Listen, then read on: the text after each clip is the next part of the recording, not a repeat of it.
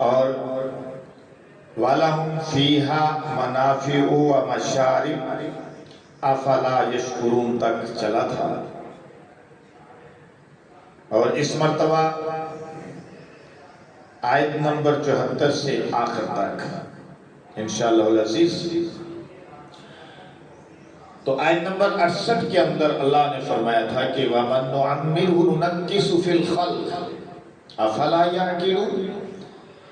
انسان کی عقل کو اللہ نے جھنجھوڑا کہ اپنے آپ کو دیکھ، اپنے بچپن اور بڑھاپے کو دیکھ کہ جب تمہیں ہم بڑی عمر دیتے ہیں اے انسان، تو پھر تمہیں دوبارہ اس عمر کی طرف لوٹا دیتے ہیں. کیا تمہیں سمجھ نہیں؟ افلا یعقلون، یہ کیا اللہ کی قدرت کی نشانی نہیں جو خود تمہارے وجود کے پروسیجر کے اندر موجود ہے؟ ایک عجیب دلیل اللہ نے قائم کی. ورنہ زندگی اور موت، حیات و ممات بذات خود ایک بہت بڑی دلیل ہے. اور پھر اللہ نے اپنے نبی کی شان کو بیان کیا اس انداز سے کہ کفار کے اعتراض کو رد کیا، جو یہ کہا کرتے تھے کہ نبی استغفر اللہ نعوذ باللہ شاعر ہے. اللہ نے فرمایا وَمَا عَلَّمْنَاهُ الشِّعْرَ، ہم نے نبی کو شاعر نہیں بنایا، شعر نہیں سکھایا.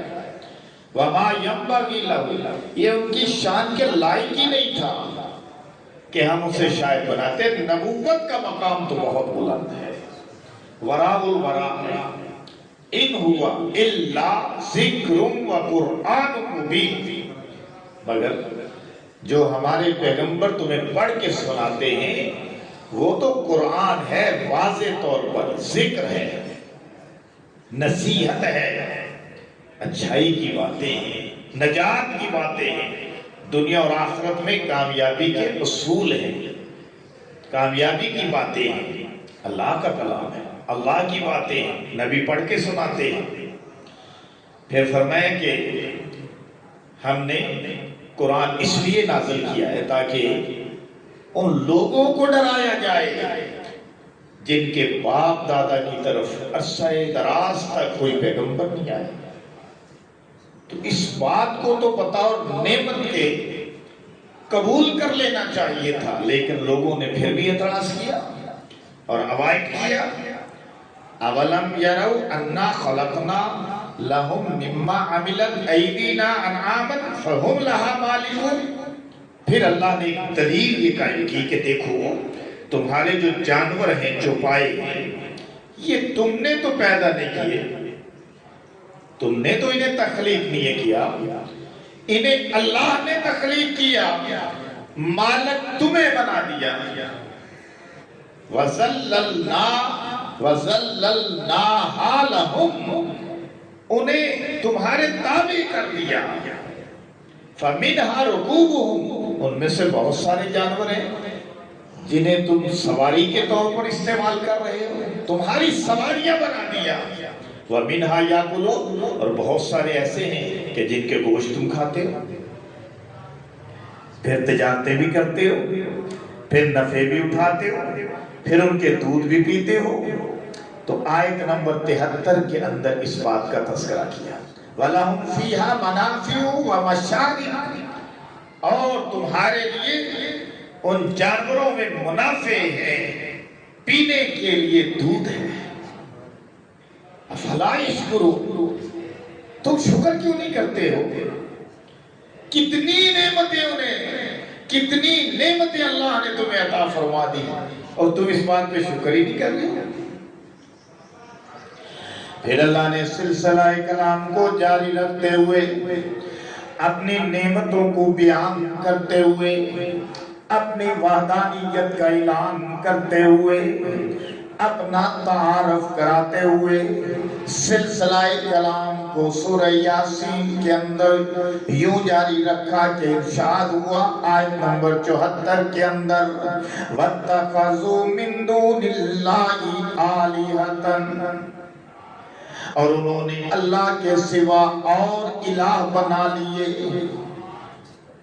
زمین و آسمان کا پیدا کرنے والا اللہ، نظام چلانے والا اللہ، ہوا و باد و باران کو پیدا کرنے والا اللہ، سورج چاند ستاروں کو وجود بخشنے والا اللہ، تمہارے چوپایوں کو پیدا کرنے والا اللہ، چوپایوں کو تمہارے تابع کر دینے والا اللہ، دن اور رات کو پیدا کرنے والا اللہ، زندگی ممات کو پیدا کرنے والا اللہ، ہر چیز کو، کائنات کی ایک ایک چیز کو تخلیق کرنے والا، پیدا کرنے والا اللہ، خالق اللہ، مالک اللہ، رازق اللہ، اور پھر تم اس اللہ کو چھوڑ کر، اس سچے الہ کو چھوڑ کر اوروں کو تم نے الہ بنا لیا۔ کس لیے الہ بنایا؟ اس لیے کہ لعلہم ینصرون، کہ شاید تمہیں ان سے کوئی مدد پہنچ سکے۔ فرمایا نانا، یہ تمہاری بھول ہے، یہ تمہاری غلط فہمی ہے، یہ تمہارا غلط عقیدہ ہے، یہ تمہارا علم صحیح نہیں ہے، یہ تمہارا استنباط صحیح نہیں ہے، یہ تمہارا عقیدہ غلط ہے۔ لا یستطیعون نصرہم، وہ ان کی ہرگز مدد نہیں کر سکتے۔ وَهُمْ لَهُمْ جُنْدٌ مُحْضَرُونَ، وہ تو خود فوج بن کر اللہ کے سامنے حاضر ہوں گے، وہ تو بندے ہیں، بندے کے طور پر حاضر ہوں گے، اللہ کے سامنے سب کھڑے ہوں گے، میدان معاشر میں زندہ کر کے اللہ سب کو کھڑا کر دے گا، حساب کتاب کی منزلوں سے گزرنا پڑے گا، اللہ ان سے بھی سوال کرے گا، اللہ تم سے بھی سوال کرے گا، جو پوجا کرنے والے ان سے بھی سوال ہوگا، جن کی پوجا کی گئی ان سے بھی سوال ہوگا۔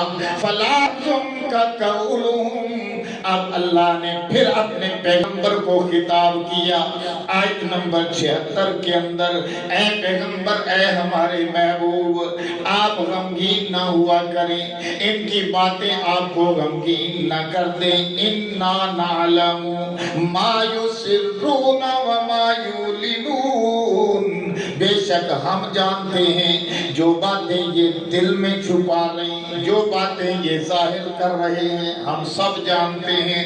ان کی پلاننگیں، ان کی گفتگویں، ان کے مشورے، ان کی مشاورتیں اللہ سب جانتا ہے، آپ پرواہ نہ کریں، اور اللہ آپ کے ساتھ ہے، آپ کیوں غمگین ہوتے ہیں؟ اَوَلَمْ يَرَ الْإِنسَانُ، اللہ نے اپنی قدرت کو پھر بیان کیا۔ سورہ یاسین کا خاصہ یہ ہے کہ قدم قدم پر اللہ کی توحید کے دلائل قائم ہو رہے ہیں، قدم قدم پر اللہ اپنی قدرتوں کو بیان کر رہا ہے، قدم قدم پر اللہ اپنی طاقت کو بیان کر رہا ہے، قدم قدم پر اللہ اپنے پیغمبر کی رسالت کو بیان کر رہا ہے۔ اس لیے اس موقع پر پھر اپنے پیغمبر کو تسلی دینے کے بعد اللہ نے پھر اپنے پیغمبر علیہ السلام سے خطاب کر کے یوں فرمایا کہ ان سے ذرا پوچھو نا، اَوَلَمْ يَرَ الْإِنسَانُ أَنَّا خَلَقْنَاهُ مِن نُطْفَةٍ فَإِذَا هُوَ خَصِيمٌ مُبِينٌ، کیا انسان نے نہیں دیکھا؟ اپنی تخلیق پر تو غور کرے انسان کہ ہم نے اسے کس طرح بنایا۔ اللہ کس طرح بنایا؟ فرمایا انا خلقناہ، ہم نے اسے بنایا من نطفۃ، ایک قطرے سے، ایک پانی کی بوند سے، منی کے قطرے سے، نطفہ، نطفے سے بنایا۔ فَإِذَا هُوَ خَصِيمٌ مُبِينٌ۔ جب یہ تخلیق پا گیا، بچپن سے گزرا، لڑکپن میں آیا، جوانی میں آیا، عقل و شعور اور خرد کی منزلیں طے کر رہا ہے، تو اب چاہیے یہ تھا کہ اپنی تخلیق پہ غور کرے، خالق کو پہچان لے۔ چاہیے تو یہ تھا کہ اپنی تخلیق پہ غور کرتا، اپنے خالق کو پہچان لیتا، لیکن اس کے الٹ کیا انسان نے۔ اللہ نے کئی موقعوں پر انسان سے شکوہ کیا، وَالْعَادِيَاتِ ضَبْحًا فَالْمُورِيَاتِ قَدْحًا فَالْمُغِيرَاتِ صُبْحًا فَأَثَرْنَ بِهِ نَقْعًا فَوَسَطْنَ بِهِ جَمْعًا إِنَّ الْإِنسَانَ لِرَبِّهِ لَكَنُودٌ۔ اللہ نے گھوڑے کی مختلف صفات کو بیان کر کے ان کی قسمیں اٹھا کر انسان سے شکیا کہ اے انسان تو رب کا نہ رائے۔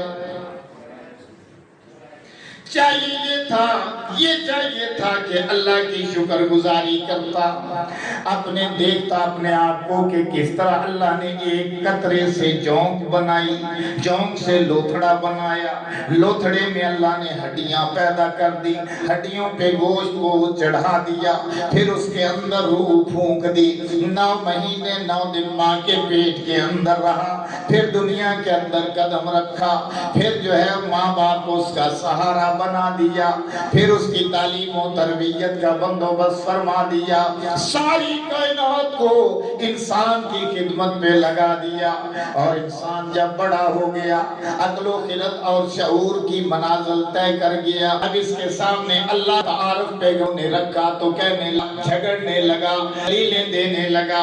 ہوا یہ تھا کہ رسول پاک صلی اللہ علیہ وسلم اسعاص بن وائل کیا ایک کافر تھا، اور آ کر کہنے لگا کہ جب ہڈیاں بوسیدہ ہو جائیں، ہڈیاں بھربھری ہو جائیں گی، تو پھر ان ہڈیوں کو دوبارہ کون اٹھائے گا؟ یہ تو کہنے لگا ممکن نہیں۔ ایک ہڈی لے آیا، بوسیدہ سی ہڈی، کافر ہڈی لے کے پیغمبر کے سامنے آ گیا، اس ہڈی کو توڑا، اس کو ہاتھ کے اندر ملا، پھونک مار کے اڑا دیا، کہنے لگا یہ ہڈی ہے، بھربھری ہو گئی، قبروں میں پڑی پڑی ہڈیاں، اب ان ہڈیوں کو کون دوبارہ زندہ کرے گا؟ آپ ہی بتاؤ، ان میں جان کون پیدا کرے گا؟ یہ آگے وہ دلیل، اللہ نے اس پر یہ آیت نازل فرمائی کہ اس کو سوچنا چاہیے تھا کہ اس کو ایک بوند ناپاک قطرے سے ہم نے پیدا کیا، اور اب یہ ہمارے سامنے آ کر دلیلیں دیتا ہے، جھگڑنے لگا ہے، فَإِذَا هُوَ خَصِيمٌ مُبِينٌ، پھر یہ واضح طور پر جھگڑنے لگا، وَضَرَبَ لَنَا مَثَلًا وَنَسِيَ خَلْقًا، اور مثالیں بیان کرنے لگا، مثالیں دینے لگا، اور اپنی تخلیق کو بھول گیا، مثالیں پیش کرنے لگا، اپنے آپ کو بھول گیا، اپنی تخلیق کو بھول گیا۔ اللہ نے سورہ قیامہ کے اندر ایک دوسرے مقام پر کافروں کے اسی نظریے کو رد کرتے ہوئے فرمایا تم انسان کے دوبارہ زندہ ہونے کی بات کرتے ہو، ہم تو اس کی پور پور کو بھی درست کر دیں گے، یہ تمہارے فنگر پرنٹس، یہ انگلیوں کے نشانات جن پہ آج تمہاری شناخت کھڑی ہوئی ہے، ہم ان کو بھی اسی بات رکھیں گے، اسی طرح ان کو بھی درست کر دیں گے۔ تم تو انسان کی بات کر رہے ہو، اپنے پروسیجر کو دیکھو نا، کیا ایک قطرہ سے تمہیں پہ دیا، اور پھر اس کے بعد اچھا بھلا انسان آ دیا، صلاحیتوں کا مالک بنا دیا، اور فرمایا وَلَنَا مَثَلًا، پھر یہ ہمارے بارے میں مثالیں بیان کرتا ہے، وَنَسِيَ خَلْقًا، اپنی تخلیق کو بھول گیا، قَالَ مَن يُحْيِي الْعِظَامَ وَهِيَ رَمِيمٌ، اور کہنے لگا جب ہڈیاں بوسیدہ ہو جائیں گی تو پھر ان کو زندہ کون کرے گا؟ یہ کافروں نے اعتراض کیا، आस बिन वाइल आया, आस बिन वाइल काफर, और भी ज़ाहिर है कि पूरी मीटिंग हुई होगी, मशवरा हुआ होगा, उसको भेजा कि जाओ हड्डी लेकर जाओ, उसको जाकर मल को उड़ा दो, कहो कि अब इन हड्डियों में कौन जान करेगा। अल्लाह ने अपने पैगंबर से फरमाया, उसको सूरह यासीन में बयान फरमाया, कुल युहयी हल्लज़ी अंशअहा अव्वल मर्रा। ऐ पैगंबर, ऐ हमारे महबूब, आप इनसे कह दो कि इन हड्डियों को वही जिंदा करेगा जिसने इन हड्डियों को पहली बार पैदा किया, वो जिंदा करे। कैसी दलील दी अल्लाह ने? पहले वो दलील दी कि अपनी पैदाइश को भूल गया कि एक कतरे से पैदा हुआ। दूसरी दलील ये दी कि जिसने इन हड्डियों को पहले वजूद बख्शा, बनाया, वही इनको दोबारा जिंदा करेगा। वहुवा बिकुल्लि खल्किन अलीम, वो सब किस्म का पैदा करना जानता है। पहली मर्तबा पैदा करना जानता है, दूसरी मर्तबा पैदा करेगा जानता है, उसको सबू में।